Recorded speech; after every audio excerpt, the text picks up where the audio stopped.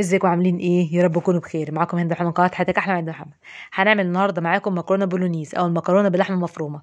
انا هستخدم كيسين من المكرونه. لو انت هتستخدمي كيس مكرونه يبقى هتستخدمي نص المقادير اللي مستخدماها. هحتاج كيلو الا ربع من الطماطم، بصلتين متوسطين، جزريه كبيره، 2 فلفل رومي احمر، 2 معلقه ثوم مهروس، 50 جرام من اللحمه المفرومه، نص معلقه سكر، معلقه ملح، معلقه توم باودر، معلقه بصل باودر، نص معلقه فلفل اسود، ربع معلقه حبان مطحون، معلقه بهارات دجاج، رشه جوز الطيب، مرقه دجاج الفوريه من كنور، معلقه كبيره من الخل. تمام. انا بجيب الفلفل الاحمر يا جماعه وبقطعه قطع، بخزنه في كاس الفريزر. المقدار اللي انا مستخدماه مقدار فلفلتين رومي احمر او فلفلايه احمر الوان. في حله سخنه على النار هنزل بلحمه مفرومه وهبتدي اقلب فيها كده لحد لما اللحمه تاخد لون زي ما انتم شايفين كده. الحله من غير ماده دهنيه، هنزل باللحمه من غير في الحله من غير ماده دهنيه.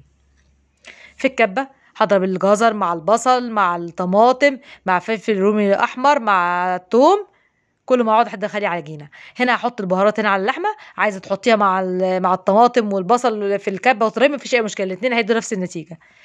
هنقول البهارات تاني: نص معلقه سكر، معلقه ملح، معلقه توم باودر، معلقه بصل باودر، نص معلقه فلفل اسود، ربع معلقه حبان مطحون، معلقه بهارات دجاج، رشه جوز الطيب، مرقه دجاج فوريه بالكنور.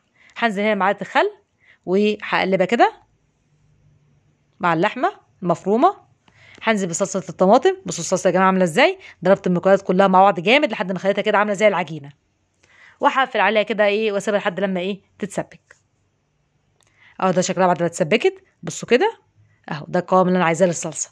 عايزاها كده الميه تنشف عليها خالص، ما عدا كده حاجه بسيطه كده يعني ميه بسيطه خالص عشان المكرونه ما تلزقش. هنا في حله على النار، الميه غليت، نزلت بالمكرونه. اول ما الميه تغلي على المكرونه اروح طافيه النار على طول واغطيها عشان المكرونه كده تاخد تشرب الميه شويه.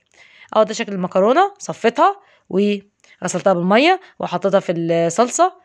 اهو ده شكلها بعد ما استوت. حاجه كده اللهم بارك. ان شاء الله تجربوها تعجبكم، وسهله وسريعه. قدموا بقى الكفته اللي احنا كنا عاملينها النهارده، ان شاء الله تعجبكم. لو عجبكم الوصفه لايك واشتراك في القناه، ويا ريت تدعموني بالاشتراك. والسلام عليكم ورحمه الله وبركاته، وكل سنه وانتم طيبين.